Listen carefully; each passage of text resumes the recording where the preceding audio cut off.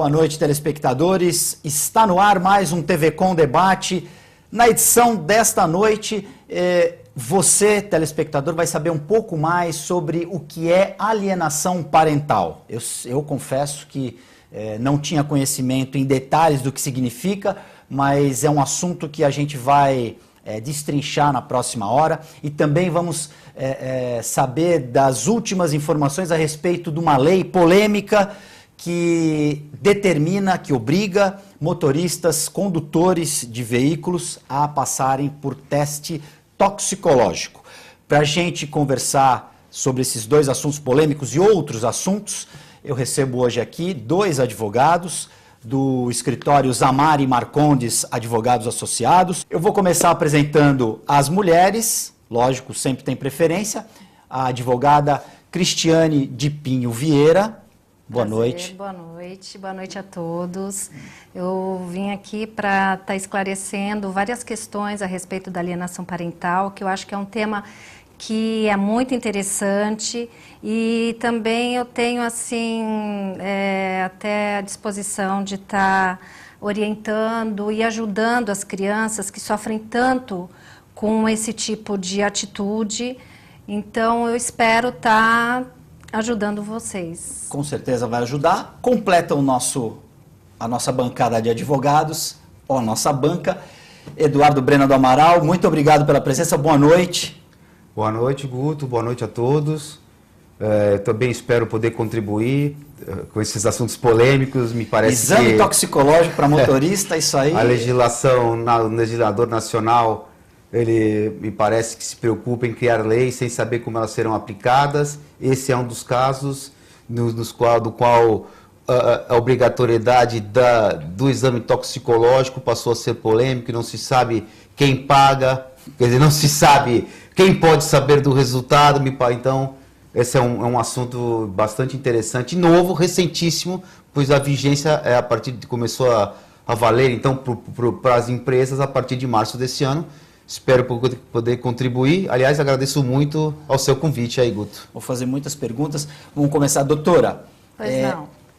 Alienação parental. Explica para o nosso telespectador o que é alienação parental. Então, alienação parental é a interferência que se faz na formação psicológica da criança, né? Mediante o alienador, porque aqui nós não vamos falar nem mãe, nem pai, porque quem pratica alienação parental é quem está com a guarda da criança. Então pode ser a mãe, pode ser o pai, pode ser a tia, pode ser a avó. Então eu vou evitar de estar falando mãe, pai e sim ou genitor ou alienador. Então quem pratica alienação seria o alienador e quem sofre, no caso, o outro cônjuge, seria o alienado. Então, realmente causa muito prejuízo para a criança ou para o adolescente esse tipo de comportamento. É uma sociopatia realmente, muito grave. Então, existe hoje uma lei, que é a lei a legislação, que é a 12.318 de 2010, que ela prevê ela descreve todo o comportamento do alienador e também ela prevê a sanção para esse tipo de comportamento. Então existe uma penalização para quem cometer Existe uma esse penalização desde até a multa, né? Porque às vezes o que acontece? A criança, é regulamentada a visita da criança.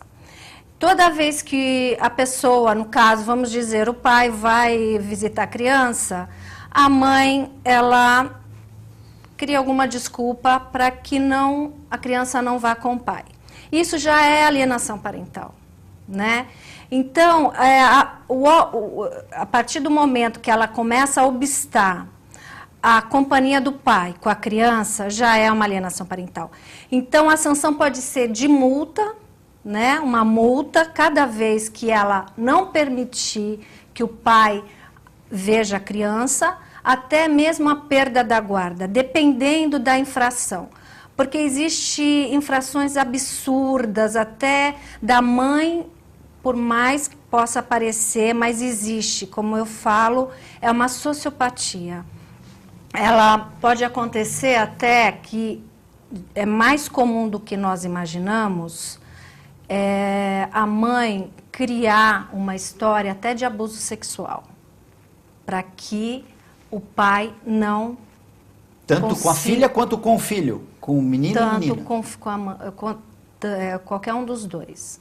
Então, e aí, no caso, a gente está falando sempre de filhos de pais separados, né? Ou Sim, que estejam hoje, com a guarda... Sim, hoje, o modo de guarda normal, hoje, se qualquer pessoa que vá se divorciar, o modo de guarda seria a compartilhada. Hoje o normal é compartilhada, antes não. Antes era unilateral e se regulamentava a visita para o pai.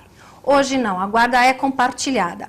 Guarda compartilhada não é a mesma coisa que guarda alternada, né? Porque é compartilhada que vai ter que ficar uma semana na casa de um, uma semana na casa do outro. Não é isso. Explicação, porque a gente vê muita coisa... Sim, guarda compartilhada é compartilhar os direitos e obrigações das crianças, dos filhos. Ou seja, acompanhar na escola, opinar sobre uma atividade extracurricular, opinar sobre a vida, né? Como vai ser a vida da criança. Ou seja, quem se separa são os pais, são não os pais dos filhos. Justamente. Mas muitas mulheres, ou muitos homens, às vezes, dependendo, não aceitam esse tipo de guarda compartilhada. Aí o que acontece? Começa na alienação parental. E aí começa uma disputa... Começam a colocar o filho contra o alienado, né? O alienador, no caso, começa a colocar o filho contra o alienado, tomando uma série de medidas, assim, que realmente está tudo... Todas essas medidas estão descritas na lei, é uma lei, assim, bem interessante. Essa lei 12.318 de 2010 é bem interessante. Por quê? Porque limita toda a atuação do alienador. Essa alienação ela pode ser feita de forma incisiva ou também de forma velada, né? Também. Olha, se você for, lembra daquela viagem que a gente ia fazer para tal lugar? Sim. Eu não sei se sutilmente... Ou também por meio de pressão. Se você for, eu vou te pegar. Lógico. Qualquer tipo de pressão. Sim. E as pessoas não se preocupam com a criança, né? Não. Com que a mudança... O nível é tão egoísta, sabe? Esse tipo de comportamento, que a única pessoa que eu acredito, na minha opinião, que não seja levada em consideração é a criança.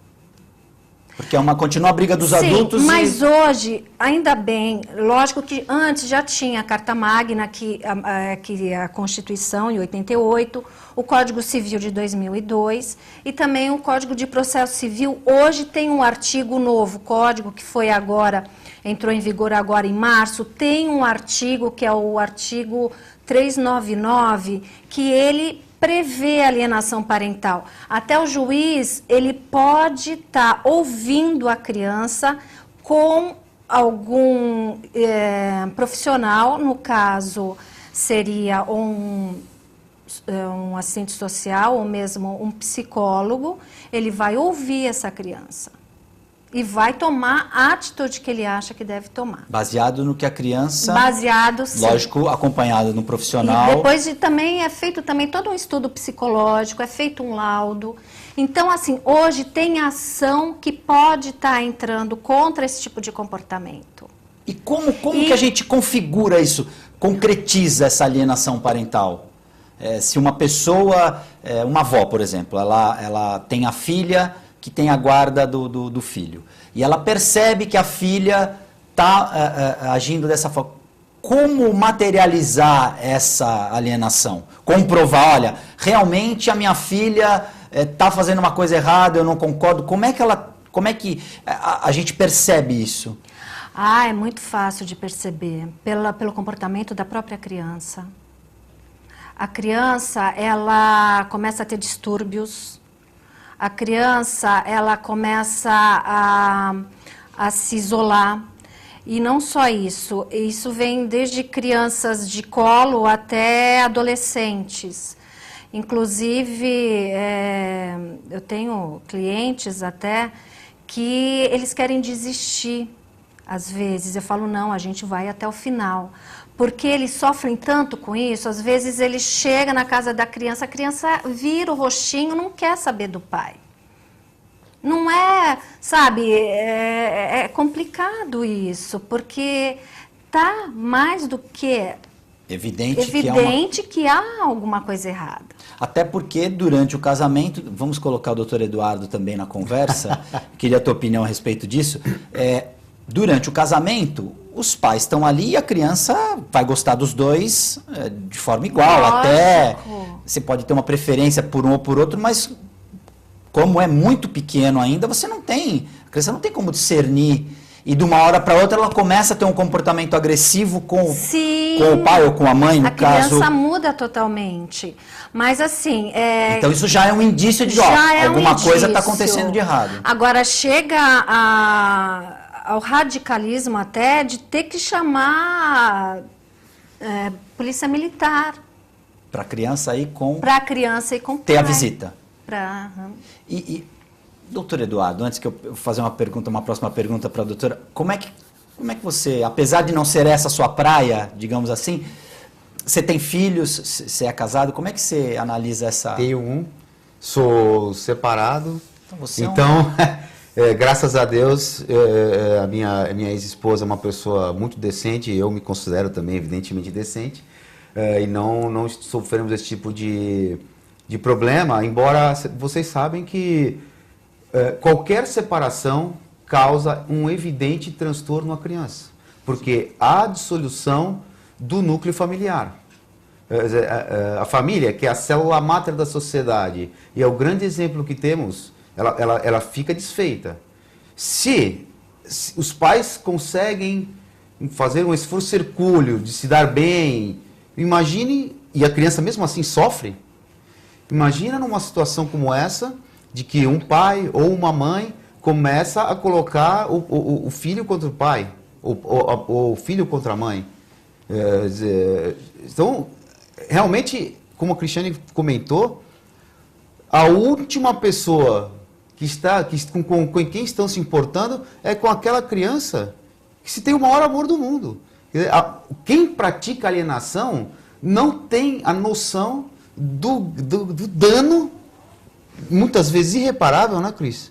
Sim, que está causando essa criança para sempre.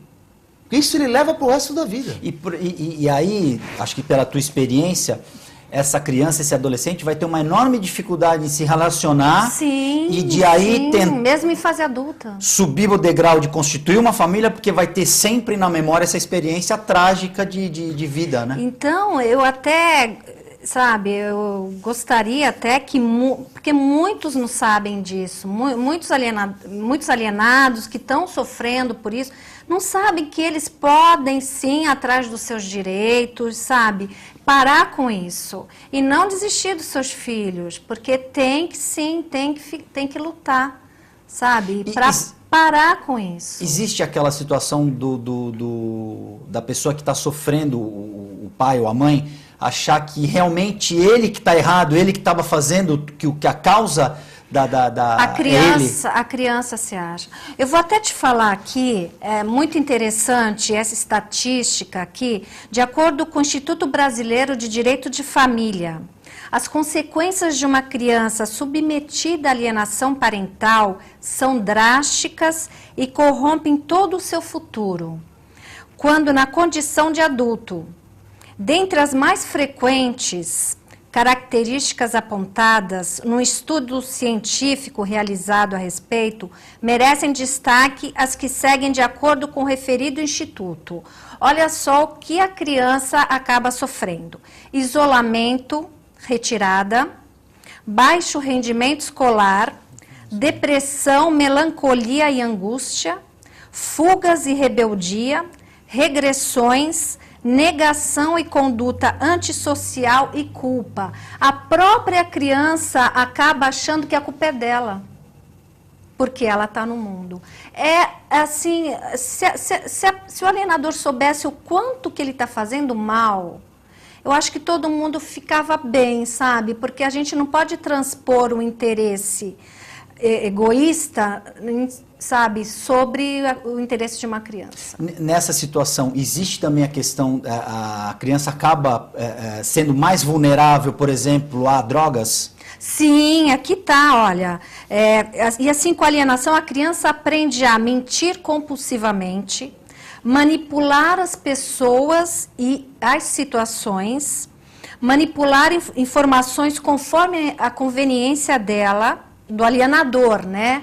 Conforme a conveniência do alienador, e também exprimir emoções falsas, acusar levianamente os outros, né? Intolerância e até drogas também. Quer dizer, é um estrago, como o Eduardo citou, você já falou no começo, irreparável para a cabeça desse menino, dessa menina. A pena pro alienador, qual é?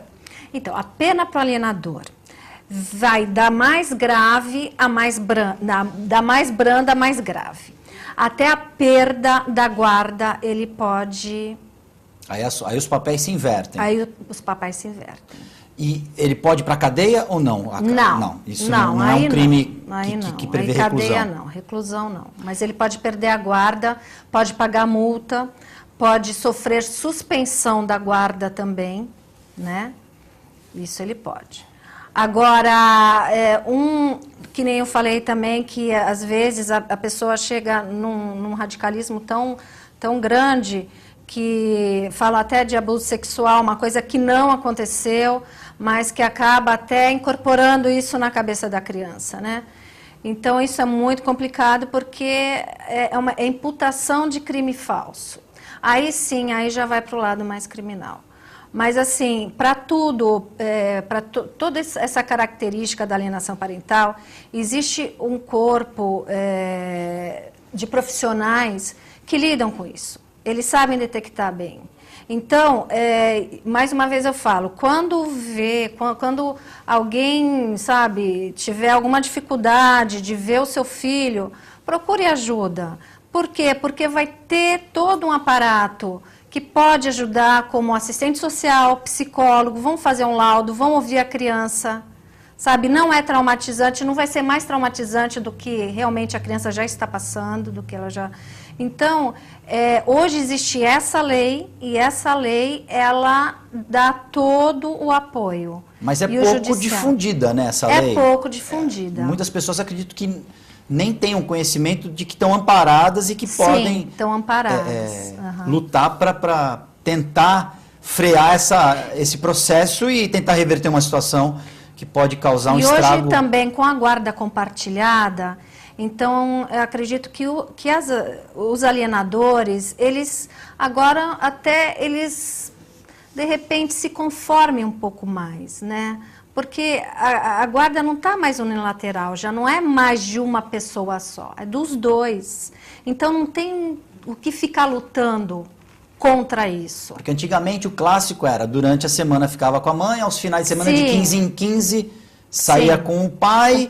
Ou ao contrário, e as férias negociadas. A exceção antigamente era a guarda compartilhada, hoje é a regra.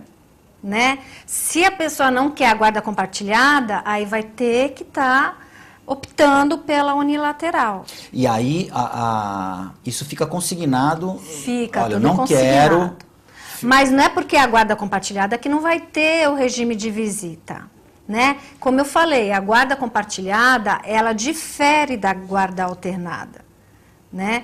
Então, eu acho que foi um passo muito grande, foi assim, um progresso com relação a isso. Dá um bom exemplo de guarda compartilhada. A criança ou o adolescente, acho que fica mais interessante nesse quadro. Os pais se separam, tem uma filha adolescente. Essa guarda compartilhada, ela pode, por exemplo, hoje eu vou dormir eu decido, eu vou dormir na casa do meu pai, porque amanhã eu tenho uma prova, a casa do meu pai ficar mais perto da escola, eu vou dormir lá. Saindo da escola, eu vou almoçar na casa da minha mãe e eu vou ficar por lá. Quer dizer, a criança ou adolescente, enfim, é que tem o controle, digamos assim. Mas hoje não é só criança e adolescente, hoje vem desde bebê. E aí quem faz essa... Os pais, apesar de estarem separados, eles têm que ter um diálogo, pelo menos nesse aspecto. Aí que é bom, porque acaba tendo que ter um diálogo a respeito. Porque eles vão ser pais daquele filho ou daquele filha eternamente, ou até que alguma coisa vai acontecer, mas vão ser pro resto da vida, tão ligados, mas tem alienadores, né? Que não aceitam essa guarda compartilhada. Aí que está o problema. E aí, qual o argumento que eles usam? Existe... olha, na maioria dos casos é assim, olha, quando ele vai para a casa do fulano, ele fica doente, ele fica com febre, quando ele volta chorando, eu pergunto o que acontece, existe isso? Existe. Da pessoa pintar um quadro que, olha, a criança chegou aterrorizada. Existe até um caso, até que eu estava lendo, que o pai, ele viajava 500 quilômetros para ver o filho. Chegava para ver o filho, a mãe, ela inventava um aniversário e sumia com o filho. E sabendo já, olha, eu vou, tá aí. Sabendo. Um outro caso, o filhinho chegou para o pai e falou assim: ah, papai, você gosta mais de ficar com a sua namorada do que comigo. Como que a criança, de repente, sabe, vai... Isso é uma forma de alienação parental. A pessoa, às vezes, parece que é uma coisa tão simples, mas é uma forma de alienação parental, sim. E, de repente, fala, ó, tá vendo? O teu pai vai deixar tudo pro... Justamente. No caso de repente, ter um filho com uma segunda esposa, ó, vai tudo pro teu irmão, ou não é teu irmão.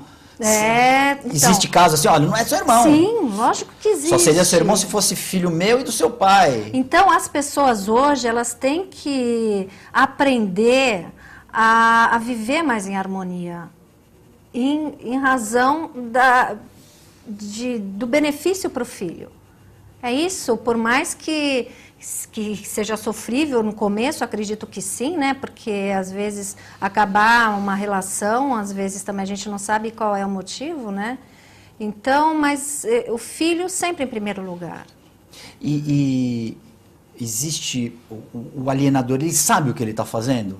Na maioria das vezes, ou é uma coisa... O alienador, olha... Inconsciente. Por ainda um amor pela outra pessoa, Ele fica meio passional. Eu acho que ele sai da razão totalmente. Vai pro doentio. Vai pro doentio. Para mim é uma psicopatia. E ele usa o filho ou a filha para... Usa. Atingir o outro ou a outra e, de repente, na cabeça dele ainda tentar reatar um relacionamento. Sim, seria com certeza. Dessa forma. Com certeza, também. A criança, ela, na escola, como funciona essa questão? Existe casos de a mãe dizer, olha, eu que pago a mensalidade, ou eu que mando, eu não quero que dê informação pro pai. Hoje está mudando muito tem uma lei, conceito. Tem uma lei de 2009, não pode. A escola tem que fornecer, sim, informações acerca do filho, para quem for lá, enfim. Mas não hoje, com a guarda compartilhada, como eu estava conversando, com relação à guarda compartilhada, realmente tem que dar a notícia sobre o boletim, sobre o desenvolvimento da escola para o pai ou para a mãe. Que é uma forma de não alienar esse pai e essa mãe. Justamente. Mas se não der, aí tem que entrar com notificação, tem que entrar até com a ação realmente. Tem que se recorrer à justiça para se garantir uma coisa que poderia ser resolvida com diálogo. Mas geralmente as escolas, quando é pai, quando é mãe, elas noticiam. Falta a maturidade dos envolvidos, do pai e da mãe? Sempre. Independente da classe social. E da idade? Sempre, independente da classe social e idade. É sempre a mesma linha. E você recebe mais... você tem mais clientes homens ou mulheres? Ah, mas aí eu vou perder cliente. Não pode? Não, e aí eu ia te perguntar o perfil de um e de outro. Bastante pai. Bastante homem. Pai. Tenho bastante pai. Mas tenho mãe também. Mas tenho bastante pai com esse problema. Isso porque as mães, tradicionalmente, é que querem ficar com os filhos. Por isso essa proporção maior de Sim. mães nesse caso. É porque tem mães que até reclamam, porque o pai não liga para o filho. Mas olha, eu vejo tanto pai assim responsável, que só quer o bem do filho, encontra na própria mãe que realmente dificulta, o que ela puder dificultar, ela dificulta. É uma pena. Né? Realmente é uma pena. E também já vi muito do lado contrário, que tem muito pai que está fugindo, né? Que não quer assim, responsabilidade. Mas o filho, né? O filho é dos dois, né? Dos dois. E os dois é que tem que... Então tem dos dois lados, né? Tem dos dois lados. Mas eu vejo assim, muito pelo lado da criança. Eu tenho muita assim... Eu sempre, até alimentos, eu estagiei na época, né, de estagiária na Procuradoria-Geral do Estado, já na época a gente já fazia alimentos lá, então eu sempre vi muito lá da criança, então acho que é aí que a gente tem que estar tentando ajudar, espero estar conseguindo ajudar, porque se a gente começar a cortar um pouco esse tipo de comportamento, muitas crianças, eu acredito que vão ficar bem. Que o problema não é ter pais separados, o problema é não ter pais que se interessem pela educação e que acompanhem os filhos justamente. nessa formação. TV Com Debate vai fazer um rápido intervalo. Na volta, nós vamos falar com o Dr. Eduardo Brena do Amaral, mas a nossa comentarista, o comentário vai mudar de cadeira. A gente já volta.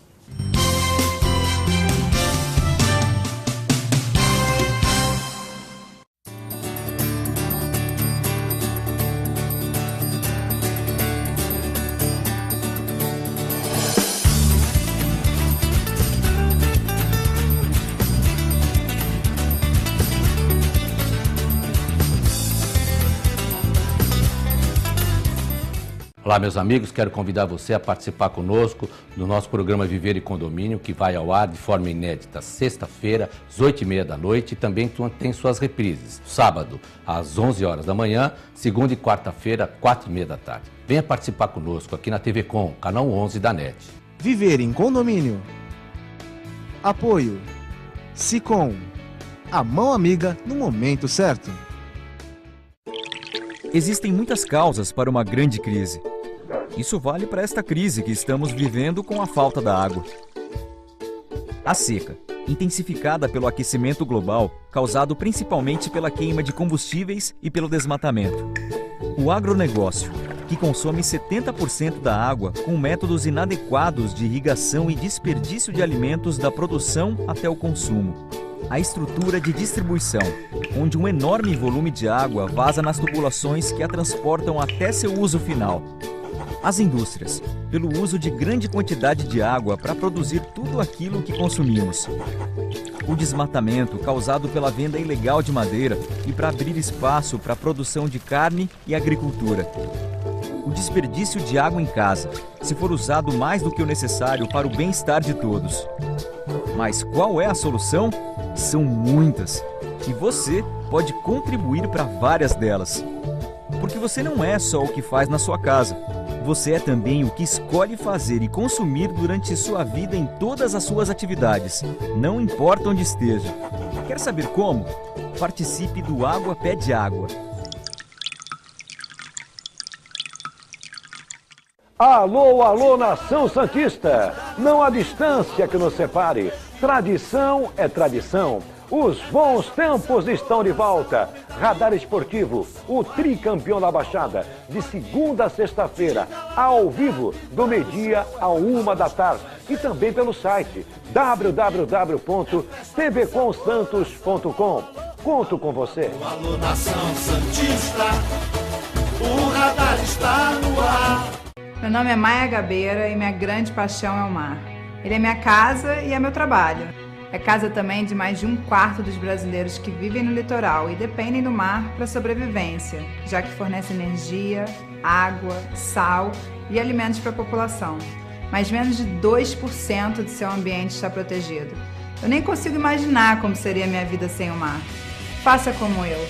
Pegue esta onda e junte-se ao WWF Brasil, pela proteção dos oceanos.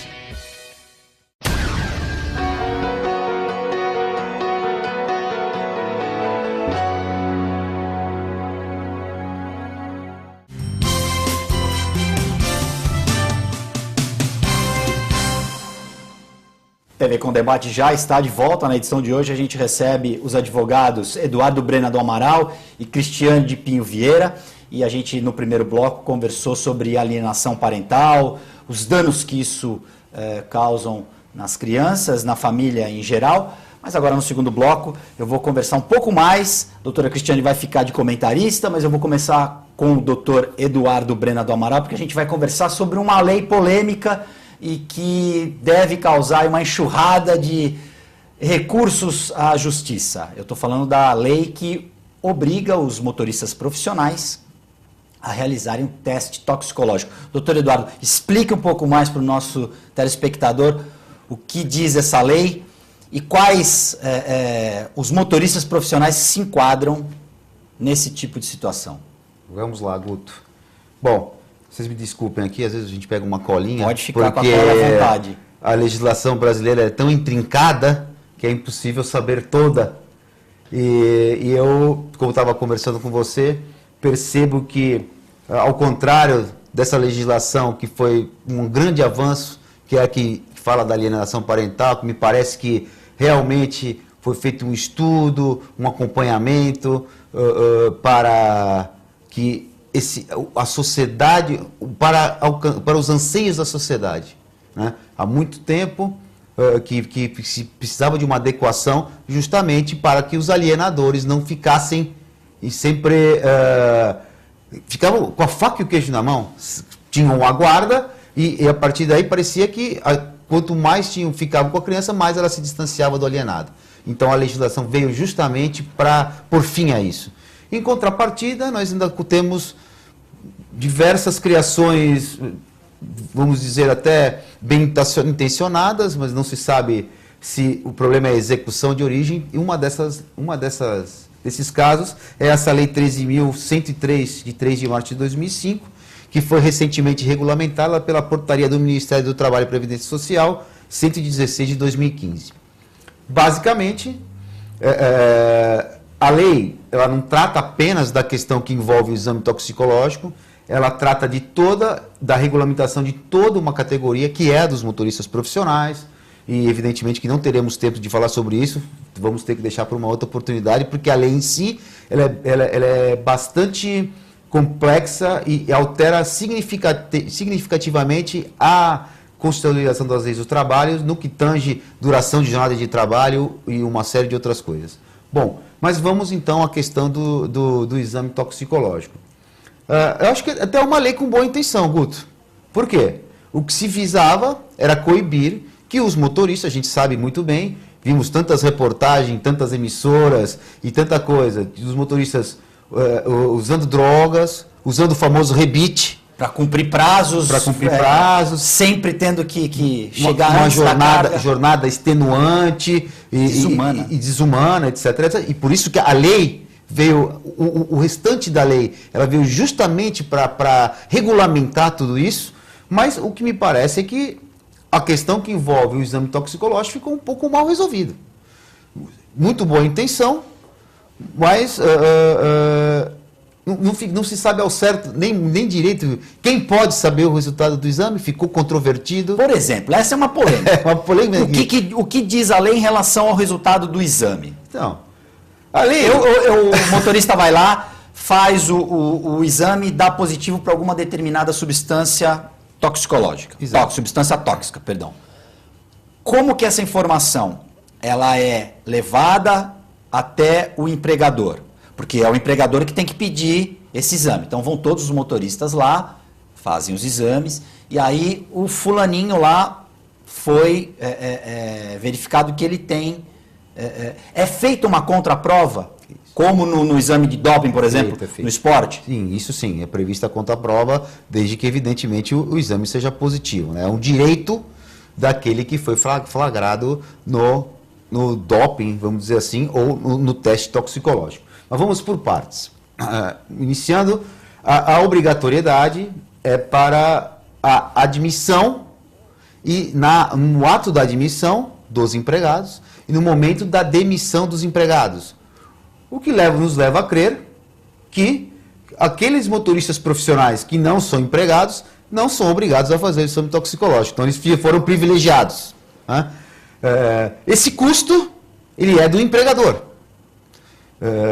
Todo mundo reclamando que no Brasil, o custo do Brasil é altíssimo, então foi inflacionado. Mais uma continha para o empregador pagar. Realmente eu soube, fiquei até estarrecido com o valor de um exame, porque é um exame muito específico. Só existem 2 laboratórios no Brasil autorizados, que é o exame que foi feito com fio de cabelo. Quanto? Com janela de detecção de 90 dias, então faz hoje, tem que detectar até 90 dias para trás. E hoje me parece que aqui na Baixada Santista, um exame desse para uma empresa custa R$350. Então você imagina, por pessoa. Por exame. Pessoa. Então você imagina que você faz 3 demissões e 7 admissões, são R$3.500, que é um custo astronômico. E aí uma curiosidade jornalística para você continuar o teu raciocínio. Se é no admissional e no demissional, por exemplo, se eu sou o empregador e eu vejo que determinado cidadão que está querendo uma vaga na minha empresa tem algum problema, eu nem vou contratar. Então, uma exclusão. Essa é uma questão insolúvel da lei. Porque a lei ela é clara no sentido de que o resultado do exame ele não pode constar nos programas de risco ambiental, ele não pode ser usado para fins de comprovar a aptidão profissional e tampouco pode ser utilizado para fins de demissão por justa causa. Então, existe uma certa proteção nesse sentido. Então, se eu já admiti, fez o exame e deu positivo, em tese, porque nós vamos entrar na polêmica do sigilo, a obrigação do empregador, não posso usar como exame de aptidão. A minha obrigação, então, é encaminhá-lo ao tratamento. Mas aí, contratando ou não contratando? Não, fica uma... contratando, porque é uma questão de foro íntimo do empregador, né? A princípio, por isso que veio a questão do sigilo. Me parece que isso não ficou bem resolvido, a lei não é específica, a lei não é clara, mas eu tenho a seguinte interpretação, Guto.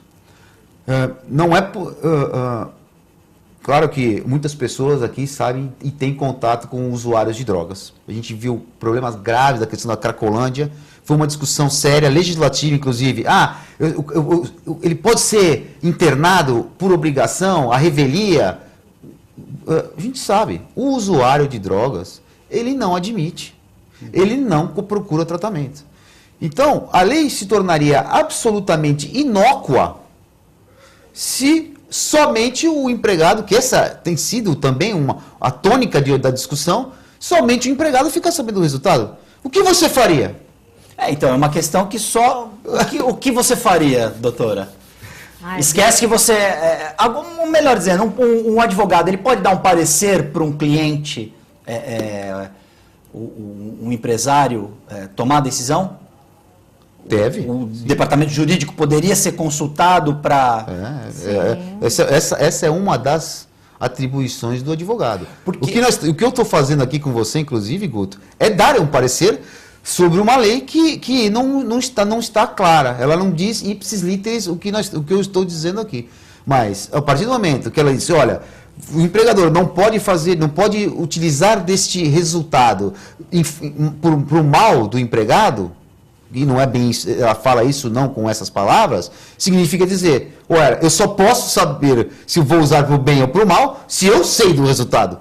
Sim. Porque se eu não sei, o que eu faço? Porque se eu sou empregado, desculpem a franqueza, mas se eu sou empregado, o exame de toxicológico deu positivo e ninguém mais sabe, cara, eu dobro, eu boto no meu bolso e toco a minha vida para frente. Porque imagina, então, os riscos que eu vou correr, seja com o meu empregador atual, seja no próprio mercado de trabalho. Ninguém quer se expor. Então, assim, me parece que a lei precisaria ter sido um estudo teria que ter sido um pouco melhor. As entidades foram ouvidas, os sindicatos foram ouvidos na formulação dessa lei? Guto, tanto não foram que isso, ao contrário da lei que envolve aí a questão da alienação, Tanto não foram que nós estamos travando essa discussão aqui hoje. Porque Tem um bom exemplo e tem um mau exemplo numa questão... o legislador tem uma ideia, às vezes, mirabolante, ou mesmo que seja boa, né? Eu sempre brinco, a minha mãe gosta de ditados, diz assim, de boa intenção o inferno está cheio. E me parece que não adianta ter a lei se não sabemos como aplicá-la. Ninguém sabia, ninguém sabe como fazê-lo direito. Num primeiro momento, acho que a preocupação foi com a segurança. Sem dúvida. Né? Do trabalhador e das pessoas que podem estar envolvidas num eventual acidente, no caso do consumo de droga. Essa lei, ela também vale para álcool? Vale para álcool, vale para... Tem uma série de substâncias, evidentemente, que contempla as anfetaminas, que os famosos rebites, mas contempla todas as drogas psicoativas. Então, álcool, cocaína, maconha, heroína e outras. Inclusive remédios. Tem remédios estimulantes. Sim. Acredito que no caso dos caminhoneiros seja... No caso dos motoristas profissionais, para se manter mais tempo acordado, acredito que aquelas drogas que cortem o sono. É isso aí. Não seria o caso da maconha. Foi bom você... O cara não vai fumar e vai... Ele vai... Foi muito bom você tocar no assunto caminhoneiro. Porque eu acho que a origem da lei, ela é justamente nesta preocupação, porque eu acho que até eu induzi você a erro, porque ela foi pensada com esse objetivo de atender a essa demanda dos caminhoneiros. Nós temos uma gama enorme de caminhoneiros. Hoje no Brasil só se transporta via rodovia, quer dizer, o modal mais utilizado é o rodoviário. Mas a lei, ela falou de motorista profissional de uma maneira geral. Ela não diz que é só o caminhoneiro. Então, aplica-se também aos motoristas de ônibus aqui que circulam aqui na Baixada Santista. Taxista? Desde que ele esteja empregado. Na verdade, não se encontra muito taxista empregado por aí, mas pode existir. E outros tipos de motorista de frota da empresa. No caso do Uber, a gente falou de táxi, o Uber ele já prevê isso, o motorista que se candidata, ele tem que ter lá, ele tem que apresentar um laudo toxicológico. Por outro lado, existe a possibilidade de eu entrar com uma ação e não fazer o exame? E não ser penalizado por isso? Primeiro as damas... Data Bom, eu vou falar no caso da investigação de paternidade. Por exemplo. Investigação de paternidade, no caso, se você não fizer o exame, é presumido que seja o pai. Presunção de culpa. Presunção. Mas nesse caso específico, eu acredito que não sei. Por exemplo, eu acredito que não entre presunção, né? É obrigatório ao motorista se submeter ao exame. Se não se submeter, ele pode ser punido. Mas aí não vem aquela questão que o cidadão não é obrigado a produzir prova contra si mesmo? Pois é. Essa polêmica é que pode dar... Essa também. Isso é uma questão, eu não tenho dúvida, que será objeto de apreciação do judiciário. Essa lei, não tenho dúvida nenhuma. Ela prevê entidades... para se tratar essa pessoa que eventualmente se dispor, porque eu acredito também que o tratamento deva ser facultativo, ela não vai ser obrigada a fazer. Ou existe algum mecanismo, olha, você está contratado desde que você ingresse num programa de desintoxicação? Guto, não tem. Eu gostaria muito que a lei contemplasse essas hipóteses, porque essa é uma dúvida fantástica, é factível o que você está dizendo, é exatamente o que se... E não, a lei não diz o que tem que ser feito, não diz para onde tem que ser encaminhado, não diz quem é responsável pelo tratamento. E me parece então que ficamos... Eu não tenho dúvida da interpretação que vai ser dada, e que eu lamento muito, é que mais uma vez o empregador, que aqui no Brasil já está sendo tão penalizado, vai arcar com custos do exame que eu já falei, mas vai ser obrigado a arcar com custos de tratamento. E sem contar que essa polêmica vai acabar chegando no Supremo Tribunal Federal, que vai ser mais uma matéria para os juízes se debruçarem para aí decidir, ou você acha que não chega até lá? Olha, Eu acho que, especialmente no que toca essa questão que você disse, que ninguém é obrigado a fazer prova contra si, é uma possibilidade. É uma possibilidade porque realmente a pessoa fica obrigada a se submeter a um exame e o resultado pode ser desfavorável. Agora, me parece também, Guto, e aí eu acho que é uma construção, um entendimento positivo, e vamos fazer uma analogia aí ao doping nos esportes. Que aí não é uma questão apenas de fazer prova contra ele. Isso seria uma condição para que ele exerça a profissão de motorista profissional. Ou seja, estar limpo, sem usar droga, sem usar rebite. Até posso fazer uma analogia grossamente com uma condição que nós, advogados, temos para exercermos a nossa profissão. Existe uma condição, já houve muita briga, mas foi mantido a exigibilidade do exame de ordem dos advogados.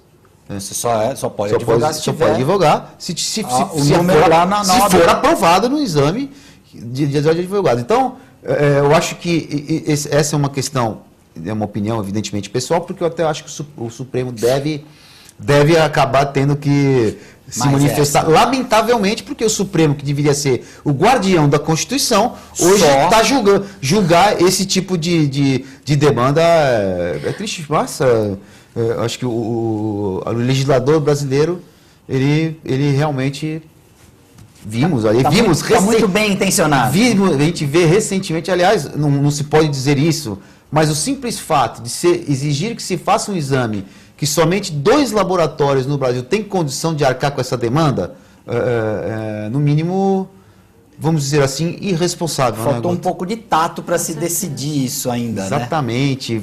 Imposto assodadamente, né? Sem que se desse condição.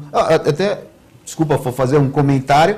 Brinquei com você no intervalo antes de começarmos a questão da obrigatoriedade da habilitação para os ciclomotores, né? Bom, a obrigação era a partir de agora, mas as autoescolas, que são aquelas que concedem a habilitação, elas têm até setembro para se adequar. Ué, então, como é que eu faço para ter habilitação se a autoescola não pode me dar habilitação ainda? Fica no limbo até começar a valer. Mas agora, acho que sensatamente, os Detrans prorrogaram a obrigatoriedade para quando as autoescolas tiverem condição de conceder a licença, né? Um outro tema polêmico, a gente está chegando no finalzinho do programa, mas tem tempo ainda, a questão do jovem aprendiz. Existe alguma coisa, alguma novidade que você possa passar para a gente? Guto, me parece que, como comentamos em relação à lei anterior, uma lei cheia de boas intenções, mas que engessa um pouco o empregador também. Não sei se você sabe, você que é empregador, desde que a sua empresa tenha empregados que precisem de qualificação profissional, isso é uma norma em aberto, a sua empresa tem que ter, no mínimo, 5% de jovens aprendizes. Dá um exemplo prático. Tem uma empresa com 10 funcionários. Vamos dar um exemplo. Tem um teto, um piso, um número de funcionários. As microempresas e as empresas e as sociedades sem fins lucrativos não têm essa obrigatoriedade. Menos mal, porque nós temos aí uma grande gama de empresas que são microempresas, que são pequenas, não tem condição, não tem nem porquê. Porque imagina, se eu tenho 10 empregados, para fazer isto ou aquilo, e eu preciso colocar 5% de pessoas que não podem trabalhar full time, que tem uma série de restrições, eu tenho que matriculá-las em cursos profissionalizantes. Então, você imagina o custo que isso vai para o empregador. Então, empresas que não sejam micro, e as empresas que são sem fins lucrativos não têm a obrigação. Mas, as demais, desde que tenham obrigatoriedade de ter funções qualificadas. Vamos dizer, uma empresa, uma construtora. Uma construtora, ela tem mão de obra qualificada. Porque ela tem serralheiro, ela tem pedreiro, ela tem carpinteiro. Todas essas atividades podem ser consideradas atividades que demandem qualificação profissional. Então, onde que identificamos, então, onde queremos chegar, acho que é mais ou menos nesse sentido, para o empregador não ficar aflito, né? Meu Deus, será que eu... Estou perdido, uma vez perdi a... O Brasil tem um código de ocupações. Esse código de ocupações, então, descreve quais são as atividades que são atividades consideradas profissionalizantes. Então, é lógico que não tenho a menor condição de elencar todas, dei um exemplo rudimentar, até fácil da população conseguir identificar e das pessoas que estão nos vendo, mas já é, evidentemente, um norte para eles não ficar aflitos. Agora, eu não tenho a menor dúvida de que essa questão tem que ser, nós temos que dar a devida orientação, tem que procurar um advogado, porque é impossível, como leigo, ele ter conhecimento dessa legislação que, digo, é intrínseca, limita, por exemplo, o trabalho do aprendiz, ele tem que ser matriculado, como eu já disse, num curso de qualificação, SESI, SENAI, obrigatoriamente, SESI, SENAI, SENAC, ou tem os transportes, SEST, SENAT, no Brasil nós temos essas empresas. A empresa não pode ter um programa dela, por exemplo, um trainee. Isso não se encaixa num exemplo de trainee. Não se encaixa no exemplo de trainee. O trainee, nós temos, ele está mais ligado ao estágio, né? É uma outra forma de você colocar o iniciante no mercado do trabalho. Mas não ele é diferente. O que eu quis dizer é isso justamente. As empresas, atualmente, elas procuram um jovem cru, né, sem vícios, entre aspas, para ela treinar e direcionar para aquela determinada função. Não tem nada a ver com essa lei. Essa lei, o empresário vai ter obrigatoriamente que contratar um jovem, menor com 16 anos. De 16, para você ver qual a amplitude da lei, de 16 a 24 anos. Esse é o conceito de jovem para essa lei. E que obrigatoriamente ele vai ter que estar matriculado num desses cursos do Sistema S. Ou outro equivalente. É um pouco diferente de você ter o treinamento acompanhado, que é o que a gente diz do trainee ou estagiário. Me parece que o objetivo das leis é um objetivo comum, mas para atividades que são diferentes. O estagiário se aplica a mais atividades administrativas ou atividades que requerem uma qualificação que seja uma qualificação de segundo grau, de terceiro grau, de faculdade mesmo. Seria uma coisa mais intelectual do que uma atividade E os cursos profissionalizantes, às vezes até é intelectual, dependendo da categoria, que a gente não temos.